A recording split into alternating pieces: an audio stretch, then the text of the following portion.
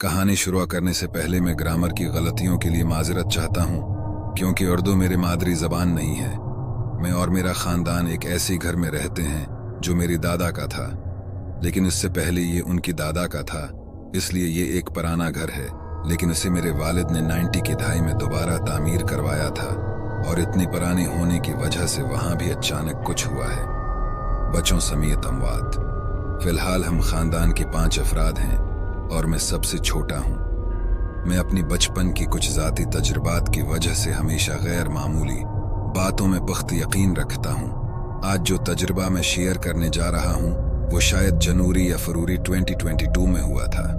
अब असल कहानी, रात की 3 बजे का वक्त था। मैं सो रहा था जब मुझे दूसरी बार नींद का फालज हुआ। मैंने देखा कि एक लंबी काली चीज मेरे बस्तर के पास मेरे पांव की किनारे खड़ी है। वो लंबी, पतली और बहुत काली थी, और मैं नहीं जानता कि कैसे, लेकिन मैं जानता था कि ये मर्द है। इसमें सफेद सुराख थी जहां आंखें होने थी। मेरे कमरे में रात के वक्त नीले रंग का एक छोटा सा बल्ब जलता है, जिसकी रोशनी कमरे की हर चीज को निकालने के लिए काफी होती है। लेकिन ये चीज इतनी तारीक थी कि मुझे इसकी आउटलाइन के अलावा कुछ नजर नहीं आता था। मैंने अपने आप को फालज से नजात दिलाने की पूरी कोशिश की, लेकिन उसका कोई फायदा नहीं हुआ। फिर मैंने दिल ही दिल में आयतल कुर्सी, ये कुरानी दुआ है, का वर्द करना शुरू किया, और फिर मुझे याद नहीं कि आगे क्या हुआ। मुझे लगता है कि मैं ब्लैक आउट हो गया हूँ, क्योंकि बाद में जब मैं बेदार हुआ तो वो चीज कहीं नहीं थी। कमरा और सब कुछ नॉर्मल था, और मैंने महसूस किया कि ये सिर्फ एक ख्वाब था। मुझे यकीन नहीं है कि मैंने इसी हकीकत में देखा है या उसके बारे में ख्वाब देखा है, लेकिन खौफ हकीकी था, और मैंने इससे पहले कभी भूत नहीं देखा था। सुबह मैंने मामा को इसके बारे में बताया तो उन्होंने मेरी बात मान ली, लेकिन कुछ ना कर सकी। माजरत के साथ मैं एक बात बताना भूल गया कि जब ये चीज खड़ी मेरी तरफ देख रही थी तो मेरे सिर में मुख्तलिफ आवाजें चल रही थी। मुझे सही अल्फाज याद नहीं, लेकिन उन्होंने मुझे बताया कि उस चीज का मतलब मेरे लिए नुकसान है। मैंने अपनी वालिदा को उसके बारे में नहीं बताया।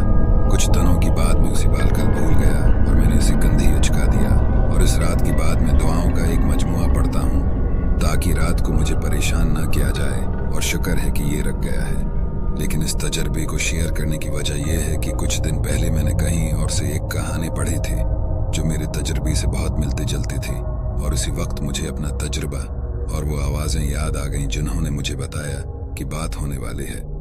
मुझे दख दो, जब मैं उसके बारे में सोचता हूँ तो मुझे बीमार महसूस होता है। मैंने ये किसी को नहीं बताया, लेकिन मैं उस पर आपके ख्यालात चाहता हूँ। क्या ये मुमकिन है कि ये मखलूक बराई ना हो बल्कि कोई कम खतरा हो? मैं बहुत परेशान हुआ हूँ, लेकिन मुझे यकीन नहीं था कि मुझे उसे यहाँ शेयर करना चाहिए, लेकिन मैं मुजाहमत नहीं कर सका। मेरे नाक़िस अल्फाज को बर्दाश्त करने और मेरी कहानी सुनने का शुक्रिया। ऊपर बयान की गई हर चीज हकीकत में हुई, और मैंने खुद से कुछ नहीं किया। मैं जानता हूं कि यह थोड़ा तवील था। उम्मीद है कि इसने आपको बोर नहीं किया। अगर आप चाहें तो मैं मजीद तजुर्बात शेयर करूंगा।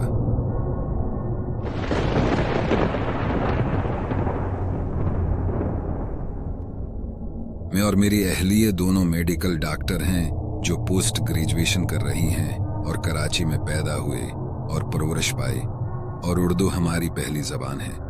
ये इस वक्त हुआ जब मेरी बीवी की उम्र तकरीबन 7 साल थी, और उसकी खानदान ने पाकिस्तान की शमाली इलाकों की सैर का फैसला किया।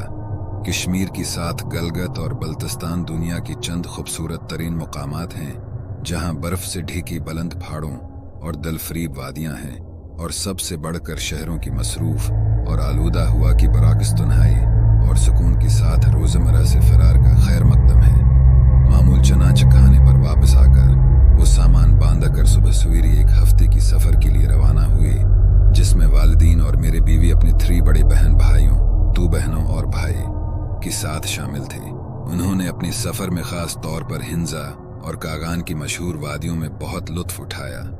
एक मौके पर उनके सफर में एक दिन बाकी रह जाने के बाद उन्हें कोई मुनासिब होटल नहीं मिला, और काफी परेशानी के बाद एक बहुत दूर जगह पर मिल गया जिसकी अर्द गिर्द बहुत कम आबादी और रहायशें थी। इस वक्त होटल में शायद ही कोई रहता हो, और उन्हें दूसरी मंजिल पर एक कमरा मिल गया। अब इस कमरे में 2 खिड़कियां थीं, जिनमें से एक बड़ी खिड़कियां थीं, जिनमें से एक का रख पांव की सरी से कुछ फासले पर था, और ये दोनों बंद थे। चूंकि एक दिन बाकी था, उन्होंने कुछ शॉपिंग करने का फैसला किया और दोपहर को निकली और रात 3 बजे के करीब वापस आई। वो फौरन अपना सामान बांधने लगी। मेरे सास को खवातीन का एक खूबसूरत हैंड बैग नहीं मिला जो उसने अपनी पहली शॉपिंग में खरीदा था। उन्होंने कमरे में और अपने ट्रैवल बैग्स में हर तरफ नजर दौड़ाई, जो कि बहुत अजीब लग रहा था, क्योंकि जब वो वहां से निकलती थी तो उन्होंने अपना सारा सामान लॉक करने में बहुत एहतियात की थे और उसी वाज़ेह तौर पर याद था कि उसी सफरी थैलों में से एक में रख कर उसे लॉक करना था। फिर कहाँ गया? रात बहुत हो चुकी थी, इसलिए उन्होंने उस उम्मीद के साथ सोने का फैसला किया कि जाने से पहले सुबह एक और कोशिश कर लें। इस रात मेरे सास रात को 2 बजे के करीब बेदार हुए और कमरे का दर्जा हरारत गैर मामूली तौर पर ठंडा महसूस किया जब उनकी आंख लग गई, जिससे उन्हें ठंड लग गई। उसने देखा कि बेड के पास की बड़ी खिड़की खुले हुए थे और उसके सामने खिड़की के किनारे पर एक औरत बैठी थी। वो रिवायती शमाली लिबास में मलबूस थी, यहाँ तक कि रिवायती हिंजाए वोम की टोपी भी पहने हुए थी और उसके चेहरे पर खाली तासरात थी। खौफनाक बात यह थी कि उसकी एक हाथ में मेरे सास का हैंड बैग था और दूसरी हाथ से आहिस्ता आहिस्ता इसे अपने पास बुलाने का इशारा कर रही थी, जैसे आकर अपना बैग ले जाए। मेरे सास ने दुआएं पढ़ना शुरू कर दी और कंबल अपने चेहरे पर खींचकर ऐसे ही रख दिया। कुछ देर बाद उसे लगा कि कमरे में भारीपन और सर्दी खत्म हो गई है, लेकिन वो रात भर सो नहीं सकी। सुबह जब सब बेदार हुए तो खिड़की का ताला बंद और उसका हैंड बैग बेड के पास साइड टेबल पर पड़ा देखकर वो चौंक गई। उसने सबको बताया, जिसके बाद वो सामान बांधा कर चले गई। उसके लिए परेशान किन बात यह थी कि जब सब कुछ बंद था तो वो खातून वहां कैसी पहुंची, इसने बैग कैसे हासिल किया और सबसे बढ़कर ये कि वो कौन थे और क्या वो बरे थे। उन्होंने रिसेप्शन सेट से उसके बारे में पूछने की कोशिश की और उसे भी कुछ पता नहीं चला, क्योंकि उसने हाल ही में वहां काम करना शुरू किया था। कहानी की तवालत के लिए माजरत और सुनने का शुक्रिया।